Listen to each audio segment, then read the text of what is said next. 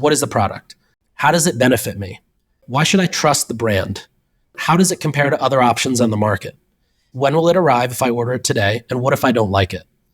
Now, the how does it benefit me one is strictly just reinforcing benefits. Let's say you get your hero section and you explain the product, you're going down the page. Now let's think about how does it benefit me? Well, that could be a very clear UGC section, right? Where you just have customers who talk about how the product changed their life. That answers that question. Now you go to the next one. Why should I trust this brand? Or how does it compare to others, right? You can bring in different elements or create different modules, whether it's a founder story. That might answer, why should I trust this brand? You might want to bring in a comparison chart to talk about how does it compare to others.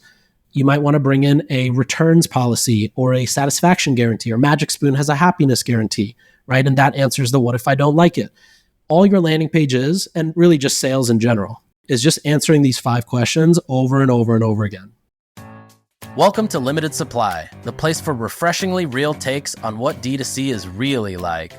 I'm your host, Nick Sharma. Let's start talking about money.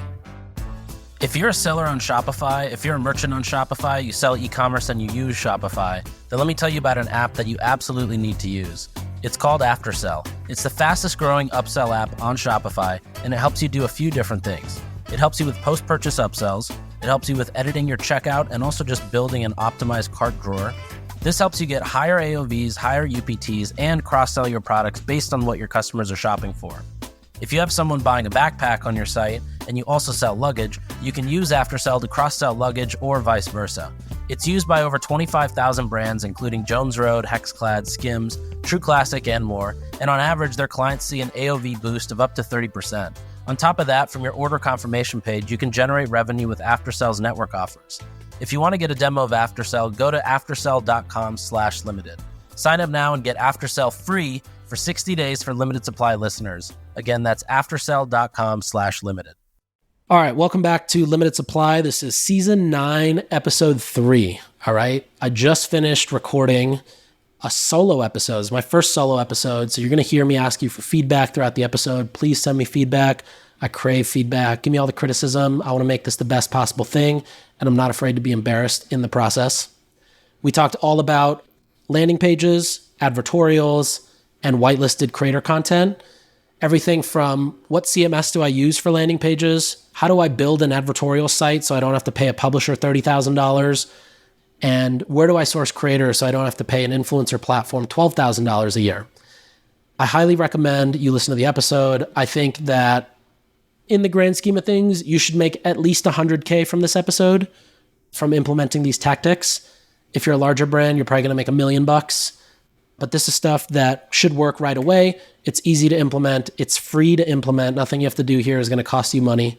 And if you have any additional questions, email me. I'm always happy to help.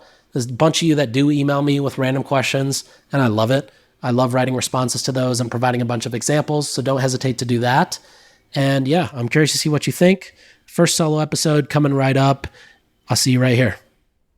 All right, we're back. This is my first episode of Limited Supply where I'm doing it solo. This is first time I've done an episode, no Moise, no guest, and this is the first time you're also hearing a solo episode with myself. So I'm very excited for it, although I'm a little bit nervous, I gotta say. This is probably the 4th time I've started this recording in the last 2 days, but I keep telling myself that by the 10th episode, it's gonna be perfect. So by the 10th episode that I record myself, I'll feel super confident in everything that's recorded. I'm going to feel really good about how everything looks, and I'm not going to be stuttering. Until then, bear with me. There may be some hiccups, but hopefully not too many. So you might be wondering, now that Moise is also not here, how's Limited Supply going to change?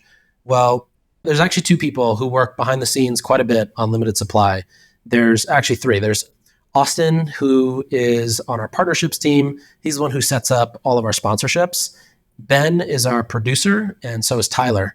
And they are just fantastic humans. And so we've really spent some time trying to figure out, okay, we've got this amazing community with Limited Supply.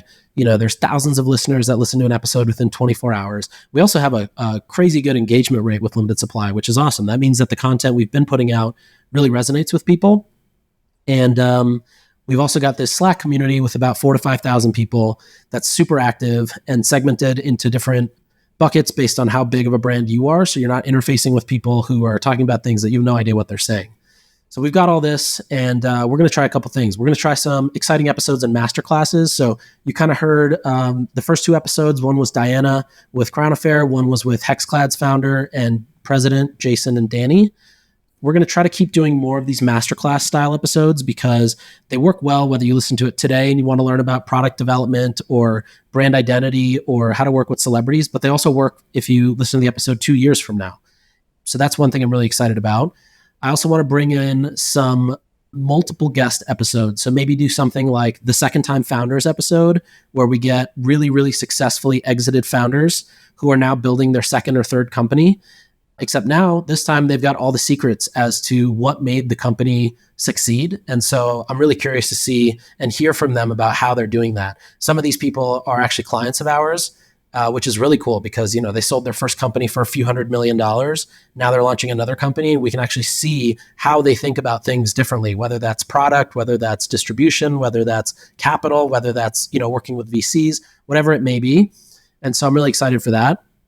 And then I also want to try some shorter stuff. So in addition to the weekly episode cadence that you've been used to for the last 9 seasons, we want to try breaking out current events and kind of more news stuff that's more basically present oriented versus something that's going to be relevant in a couple years.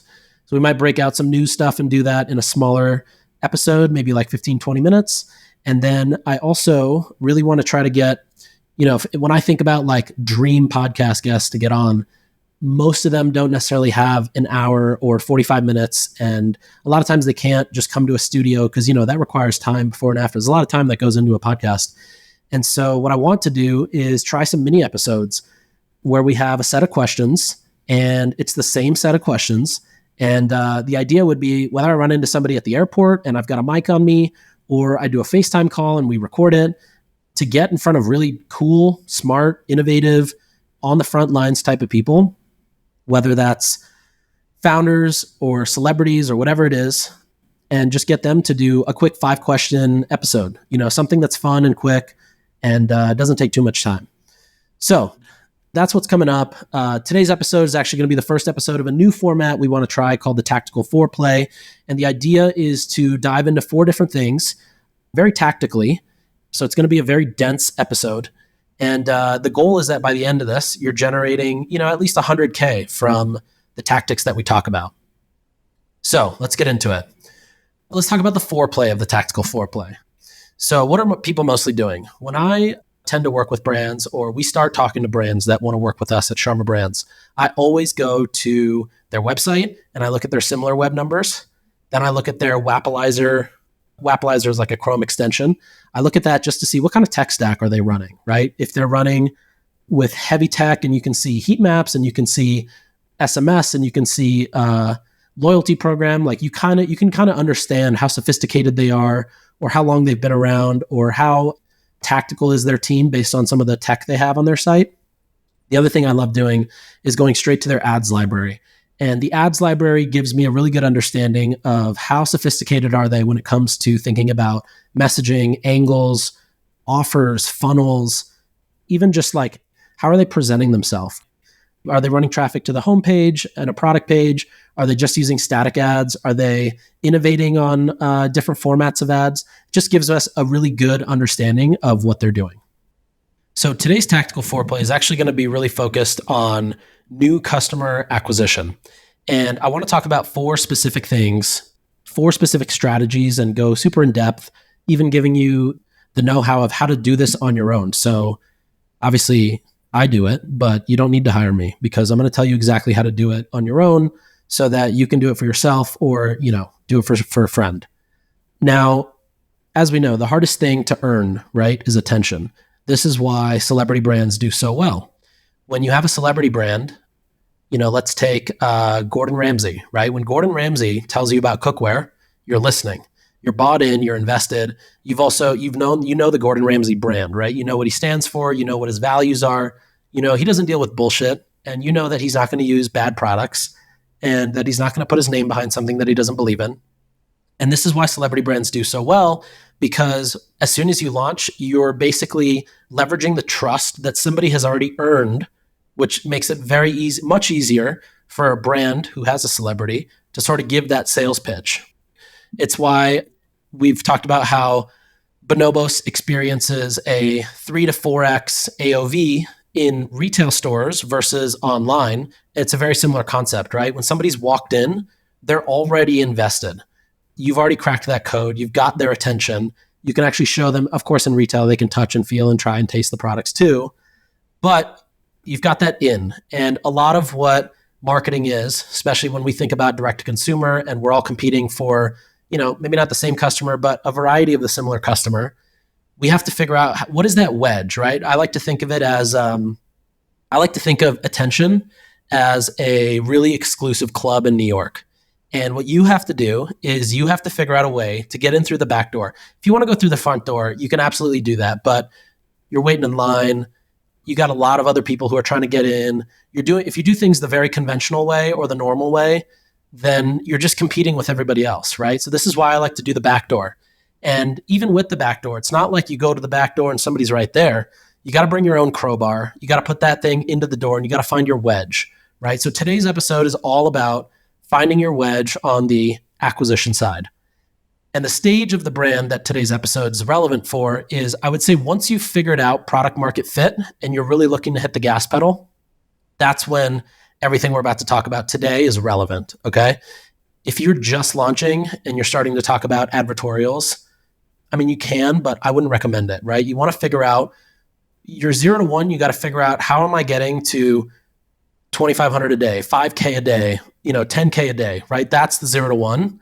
From there, when you're now trying to go past that, discover new audiences, tap into new angles for why people are going to resonate with your brand, that's where today's stuff is going to be a lot more valuable. So without further ado, here are the 4 strategies that I want to talk about in depth, okay? First one is landing pages. The second one is advertorials, which is very related to landing pages. The third one is whitelisting creators. And the fourth one is ad creative. And the reason it's in this order is because landing pages, I think, are, we've talked about landing pages a lot, so it's hopefully the easiest to understand and for you to get into mentally. Advertorials sort of take landing pages and kind of morph them into a different form. Whitelisted creators sort of take advertorials and ad creative and kind of combine them. And then ad creative, of course, we're going to talk about ad creative, which is just the standard Meta, Instagram, TikTok ad creative. And we've got some good tips from our creative team on how to go about that. So let's talk about landing pages. You've definitely heard me talk about landing pages. If you actually want, you could go to nik.co/cookbook, and you'll see a landing page guide I made for hooks a while ago. We've actually since shut hooks down, which we can talk about on another episode. But that cookbook is still there, and it's like a 30-page deck on every section to have in a landing page and what it should be and examples of it. So it's a good resource to use. The first thing I want to talk about is the angle. Now, the angle really is that wedge, right? It's how you open the door. And the angle is something where you use it to relate to somebody so that it hooks their attention, but also then relates back to the benefits of the product. So I used to work with this brand called Lundberg, and they make these really tasty rice cakes, and they're just really good snacks, right?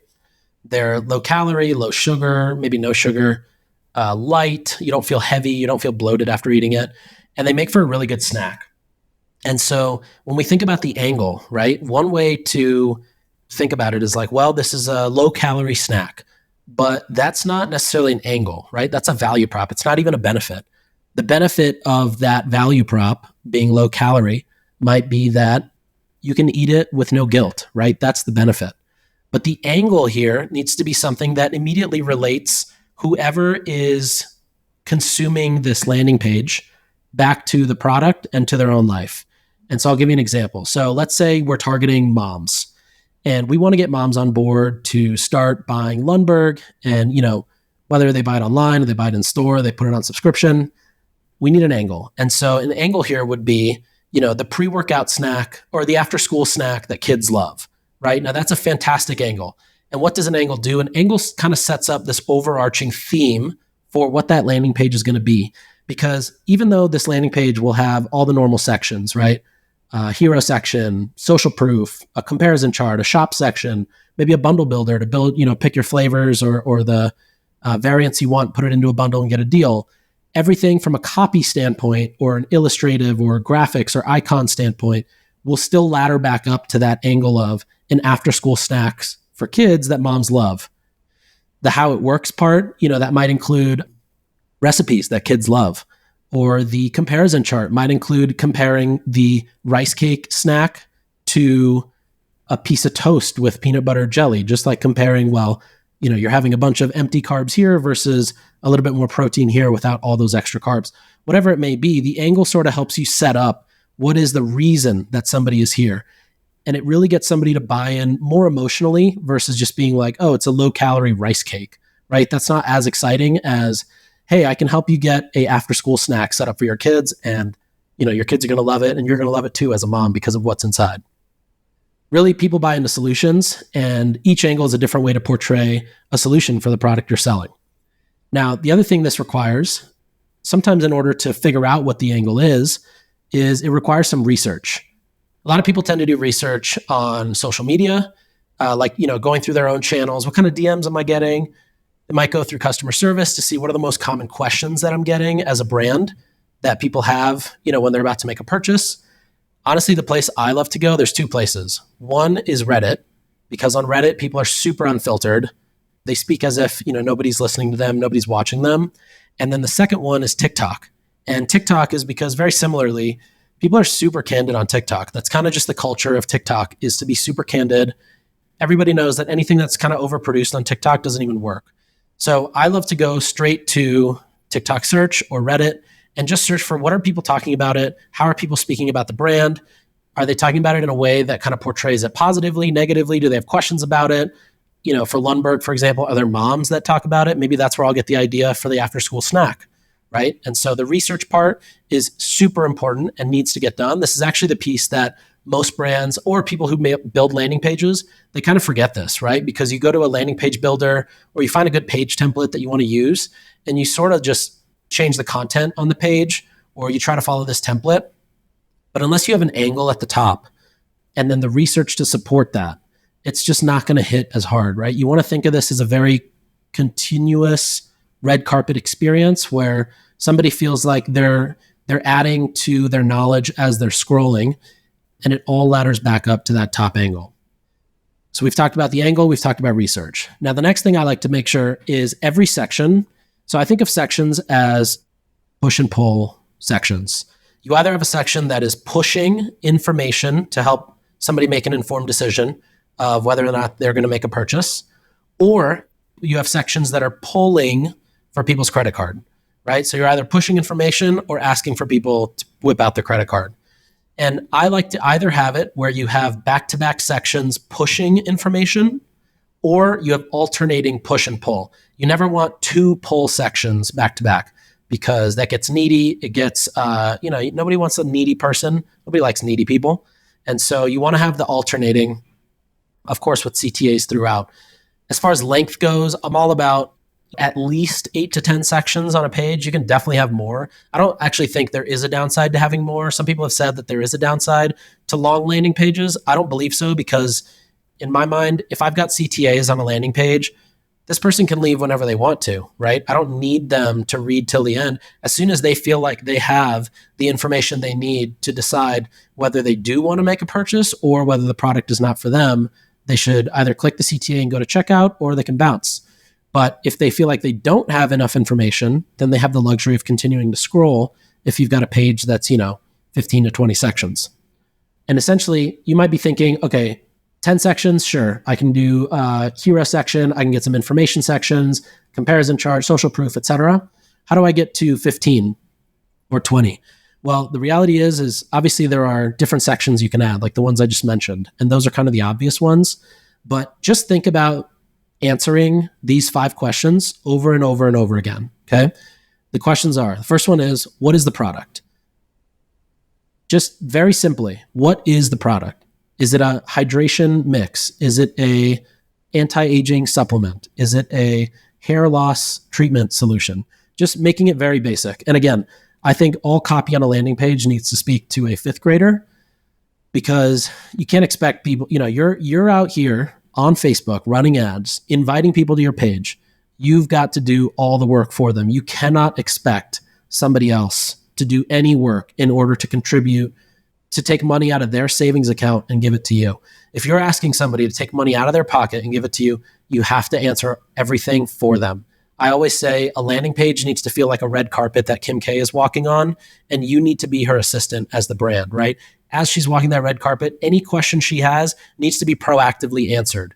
And so that's why I'm a fan of multiple section or, longer landing pages, because as they're going, they can continue to answer these questions in their head. Okay, so back to the 5 questions. First one is, what is the product? Second one, how does it benefit me? The third one, why should I trust the brand? The fourth one, how does it compare to other options on the market? And the fifth one's a 2-parter. It's, when will it arrive if I order it today? And what if I don't like it?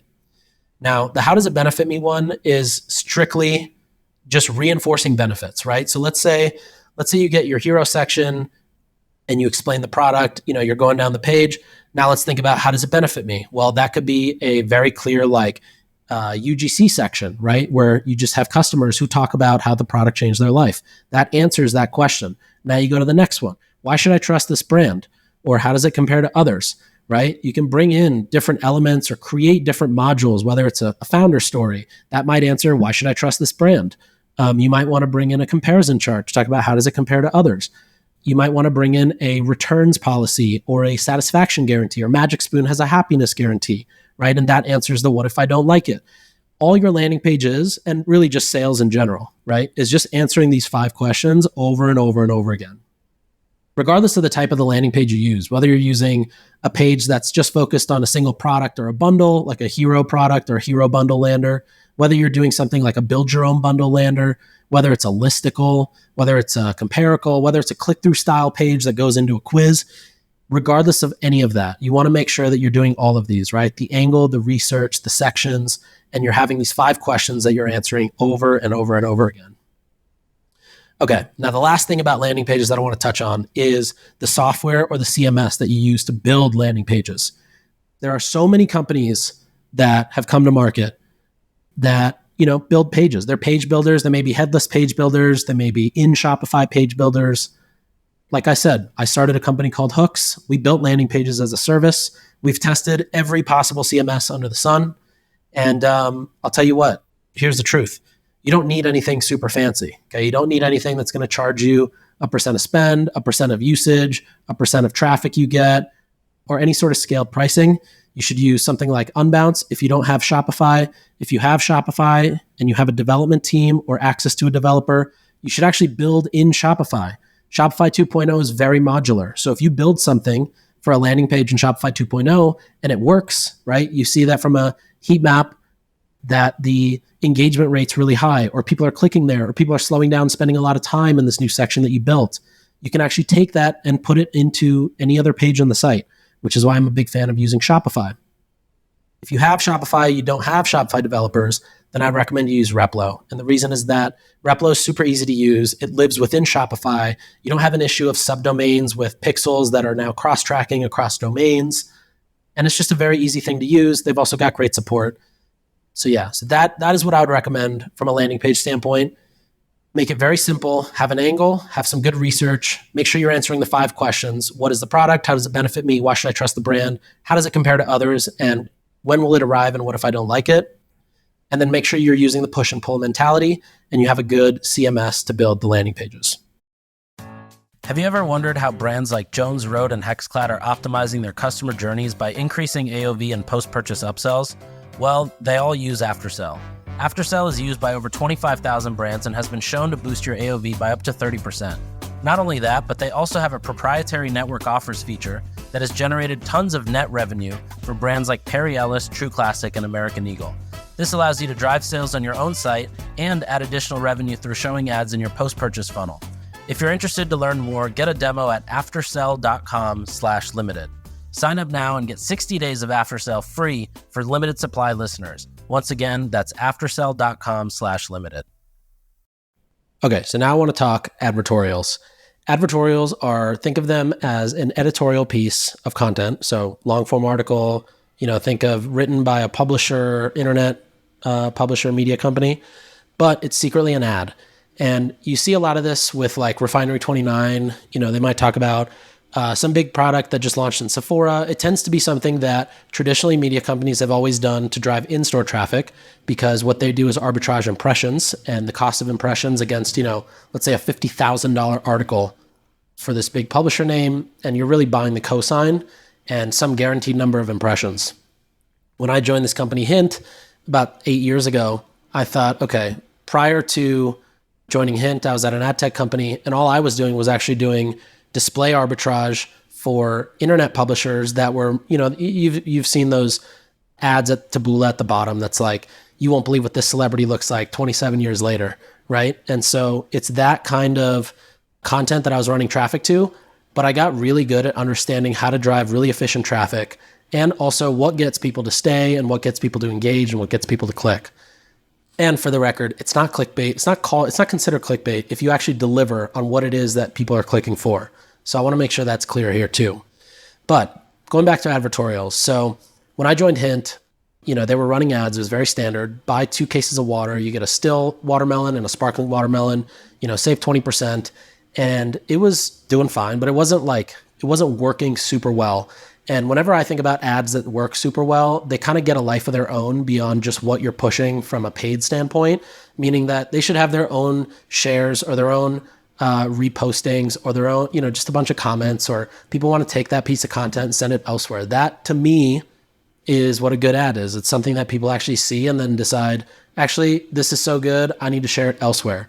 And that's how you increase just awareness from good content. So what are advertorials? They're basically an editorial piece that's an ad. Now, the way I described it earlier with like Refinery 29 and Sephora is how a lot of the large media companies think about advertorials, right? It's a $50,000 guaranteed IO. And, what do they have to do? They have to provide X 100,000 number of impressions, which we all know how easy that is when you run some ads. And there's no real tracking. In this case, when we're talking about advertorials, we're talking about performance marketing oriented advertorials. Everything is driven by CPC, CTR, CPA, ROAS, right? And if it's not there, it's not scaling. So why do advertorials work so well for direct-to-consumer brands? Well, typically they will reduce your acquisition costs anywhere from 15 to 35%. So, if you're typically acquiring your customer for $100, your advertorial customer might come in from 70 to $80. And the other thing it does is it allows you to get more top of funnel. So think about a shower head brand, right? I love Jolie. We don't do this for Jolie, but I'm just using this as an example. Now, when Jolie talks about their benefits and whatnot, they do pretty well because it's real benefits, a good product. But then how do you think about tapping into new audiences or people that are unaware of the brand or people who don't realize how contaminated water is, right? You can write an article about, actually, we did run an article a long time ago about when you travel, do you notice that your skin gets drier or your hair gets dandruff or, your scalp gets itchy? Well, that's because of the hard water. And something like that, where, you've got this story and you've got something where people see in their feed, hey, I also get scalp itchiness when I travel, or yeah, I've noticed when I travel and start showering at the hotel, I tend to get dandruff. That's kind of weird. That is what earns the click, leads people into an advertorial, right? The article, which sort of breaks it down. And again, the article starts with something that relates back to you. And then by the end, sort of makes the person aware of what the solution is. Again, it's not a super hard sell with advertorials either, because what you want to do is you want to be providing value, which sounds so cringe. But let me tell you, in the world of advertorials, and honestly, even whitelisting creator content, value equals entertainment, right? When somebody's scrolling on Instagram or Facebook and they're bored, they are scrolling because they're bored, right? If they were jet skiing, they wouldn't be scrolling on Instagram. When they're scrolling, they need to be entertained. And advertorials provide the perfect form of entertainment because it's still scrolling, reading, looking, just seeing the screen. And that's why advertorials do so well for brands. Now, how do they differ in flows of traffic? Well, typically when you have a brand, like let's say Jolie, right? If they're just running traffic to their site, they're going from Facebook to a landing page because they're smart. But with advertorials, what you do is you actually route people to a publisher and then route them to a product page or a collections page or a landing page.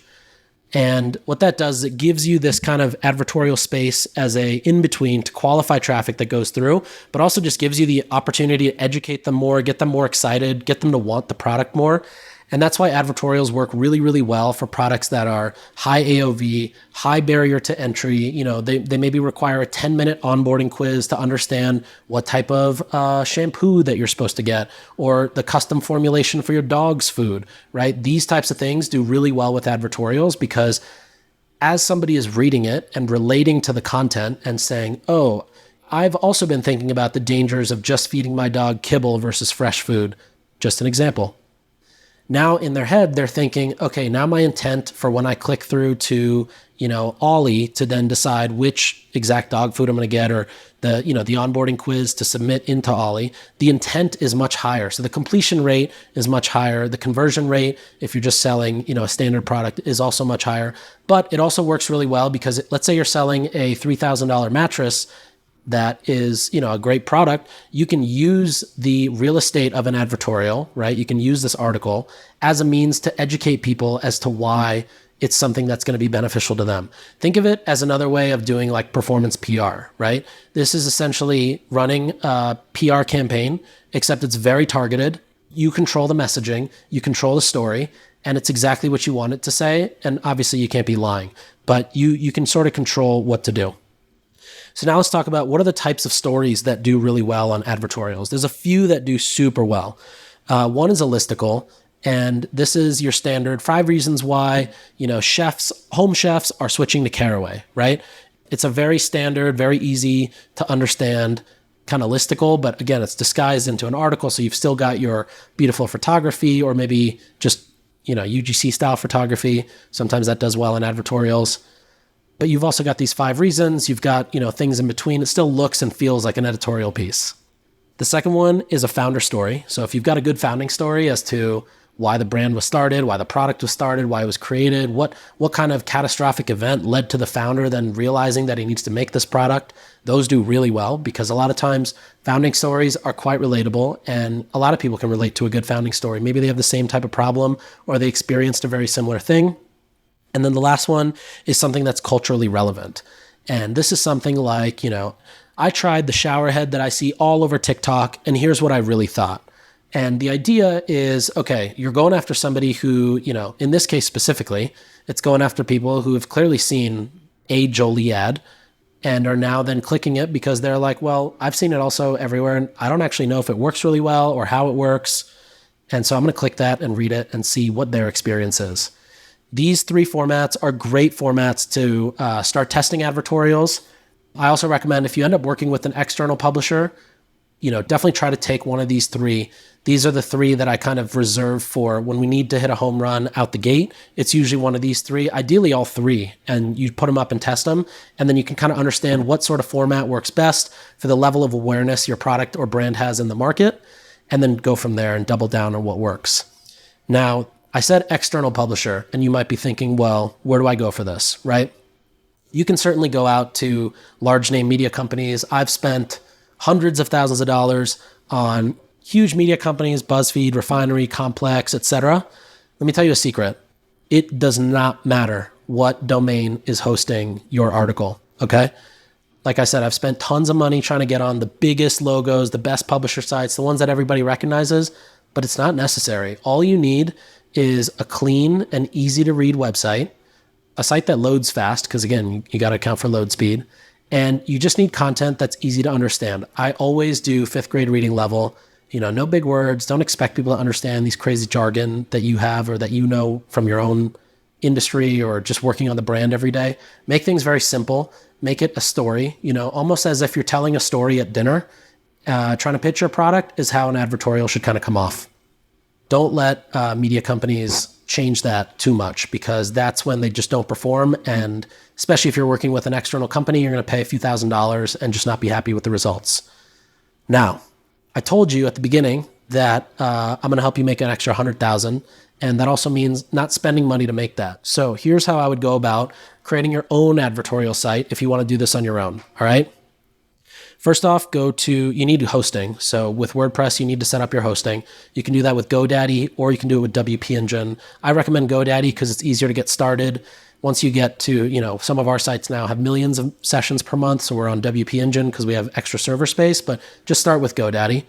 Get your domain, get something that's easy to understand, feels universal. I have one called shetolduss.com, right? It sounds like an editorial site you want to read something on, or it sounds like a place you'd go to for a trusted product recommendation. So that's one that I chose. And actually, if you go there, you'll see the end product of what I'm describing right now. So you get your hosting, you get your domain from GoDaddy.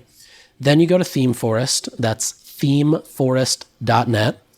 Under WordPress, go to blogs and find a theme that's under $100. Honestly, most of them should be under 50. You want to make sure it has a high reviews. So, at least 4 stars and decent amount of people have reviewed it. And then pick one that you like and buy it. You want to make sure the theme that you buy also comes with a downloadable or a demo theme template as well. That means that when you then open up your GoDaddy hosting, right, for WordPress, and you import the WordPress theme that you just bought from ThemeForest, you can actually upload a demo theme. And that's actually what you see right now on shetolduss.com. That's a demo theme file that I uploaded just to show you guys what it looks like. And now from there, I can actually go into the back end of WordPress and I can delete all the articles that are currently there. I'm probably going to want to get 15 to 20 pieces of content that are up. That way there's some content on the site if somebody's browsing around. But really what I want to use this for is to make sure that the formatting of the content is really clean. There's no email pop-ups, there's no banner ads, there's no interstitials, there's no sidebar. I want to make it super clean, super easy to read, especially on mobile. Think of a low halfway brightness, no Wi-Fi iPhone screen, right? And don't think about iPhone 15. Think about an iPhone X or an iPhone 11. And make sure that it's easy to read, easy to understand. It's really just, a lot of it is like, can your eyes easily track the text and understand what's being said? From there, start putting your articles up, test those 3 angles, the founder story, the culturally relevant one, the 5 reasons, throw it all up there. Create a new Facebook pixel, add it to that publisher. You don't want to use your existing Facebook pixel on the publisher site because that's going to trick your current pixel to think there's a bunch of traffic, but it's not super qualified. So create a separate pixel that you can retarget from. And then before you start running the ads, you actually need to create a Facebook and Instagram page for the publisher. Make sure that's also linked. And then when you run the ads, they now come from the publisher versus just from your brand. This is where you're going to get much higher click-through rates. This is where you're going to get people who are going to click for the content or for the entertainment. If it just comes from your brand, it's just another sales pitch. It's not going to be as effective, and you won't really get a good test out of it. Okay, so that's Advertorials. And again, if you've got questions for Advertorials, DM me on Twitter, email me. I'll make sure you get your questions answered. Now I want to dive into whitelisting creators. So again, you've started running ads on your own, you found a good place, you're at a good CPA, now you're looking to scale. Well, one of the easiest things you can do is actually work with creators. Now, creators and influencers and celebrities are 3 completely different things, okay? Let me explain. So celebrities are red carpet, if they walk outside, they've got paparazzi. They're basically analog influencers is what I also like to call them.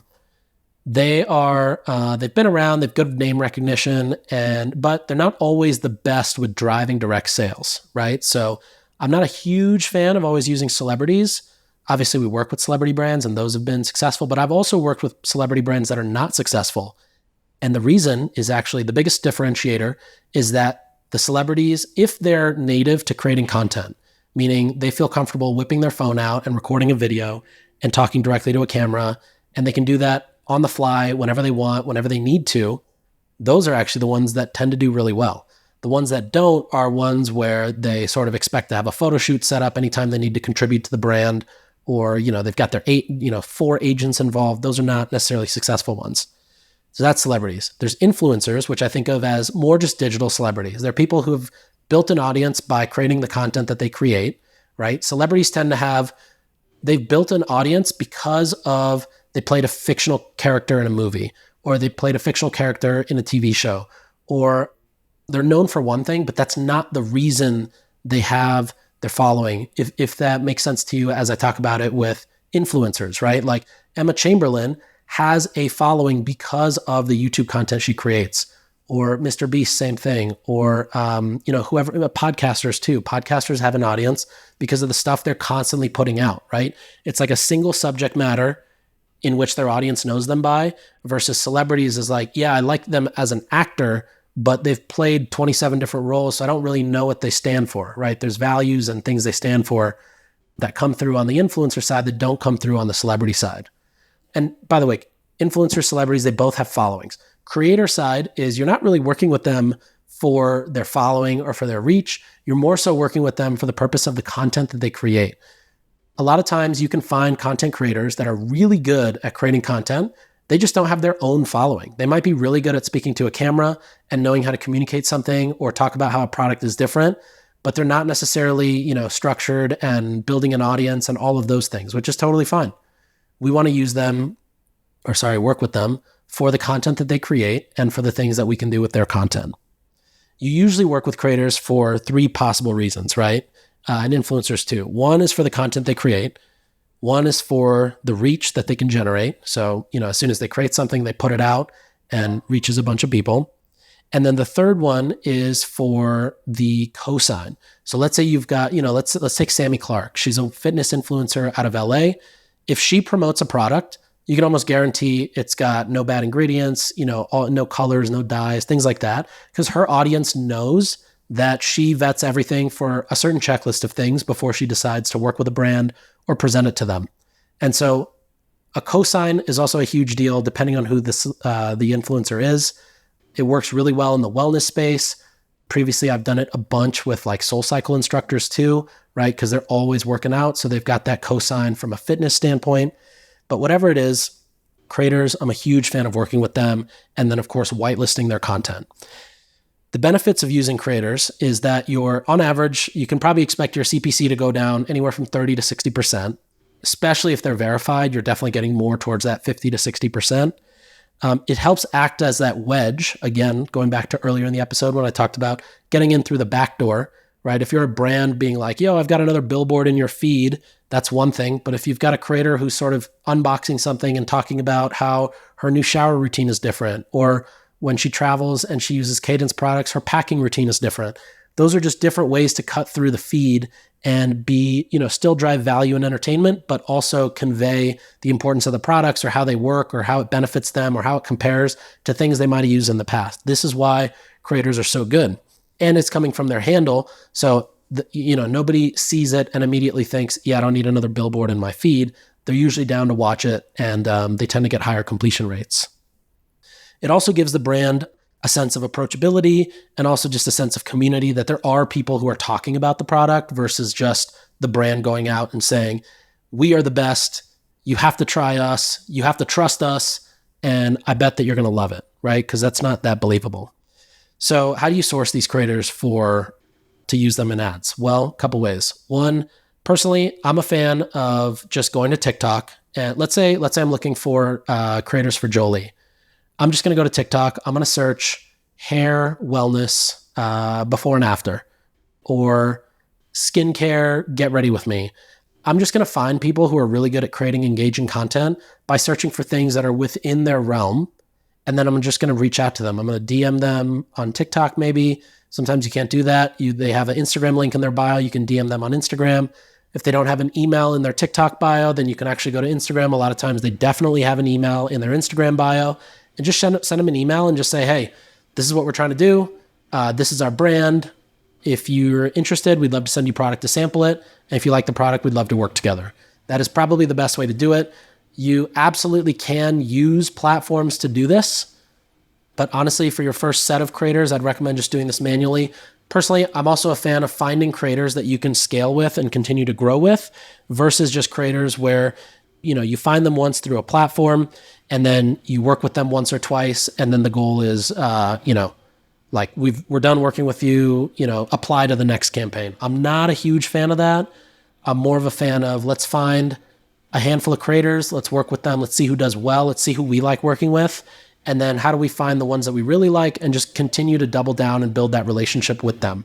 I think Aloe actually does a really, really good job of this. When you think about the creators that they work with, they tend to be the same ones over and over again. Of course, they add new ones, but they do a really good job continuing to build relationships with creators over time.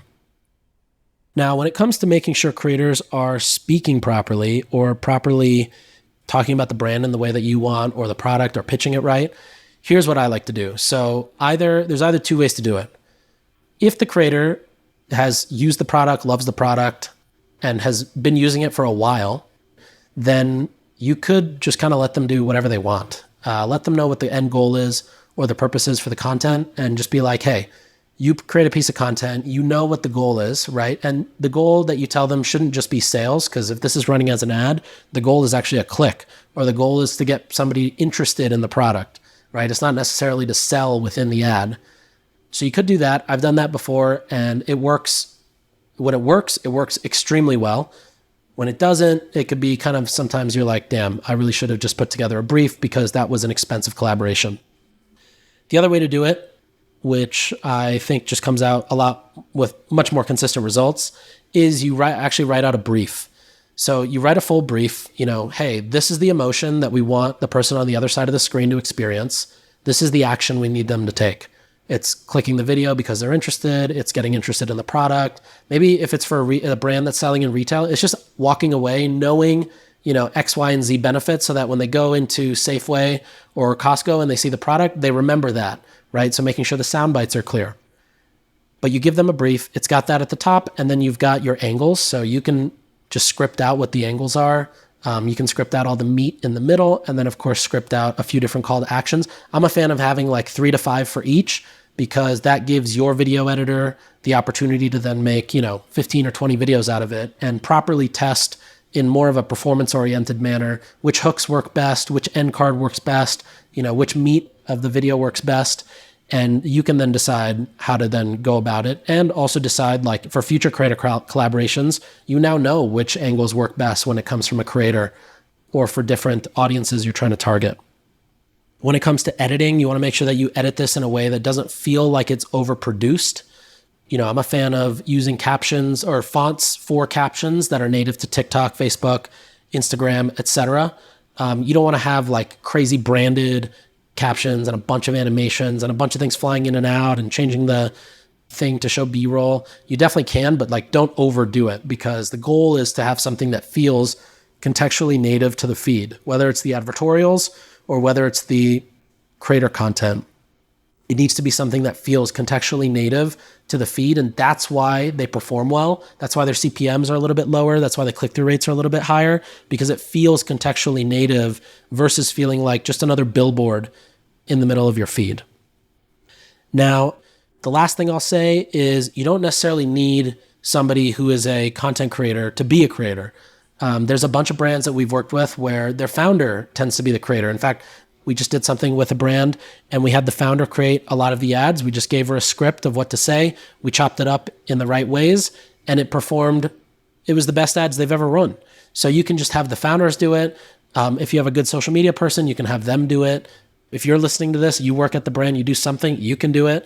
It doesn't need to be that crazy. And just remember too, like, you're recording this and then sending it to an editor. So you can take as many takes as you need.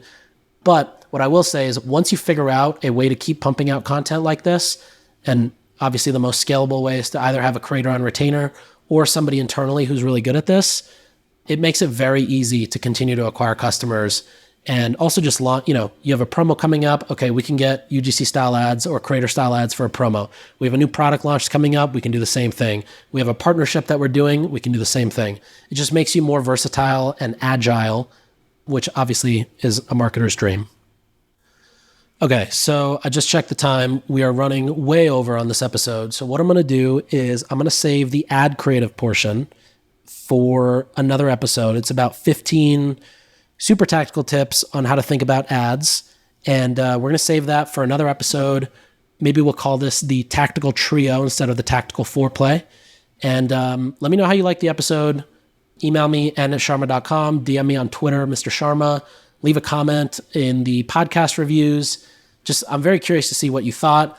I felt like I was yapping the whole time, and I tried to make it as dense as possible. So hopefully you took some good notes. And by the time this episode comes out, I may have notes on Twitter as well. So check that out if it's there. And that's it. I'll see you at the next episode. Thank you for listening. Thank you for staying till the end. And I'll see you next week. Thanks for listening. We'll be back next time to cut through the noise on CPG, retail, and e-commerce. If you enjoyed this episode, why not share it with a friend? And be sure to subscribe wherever you listen so you don't miss the next one.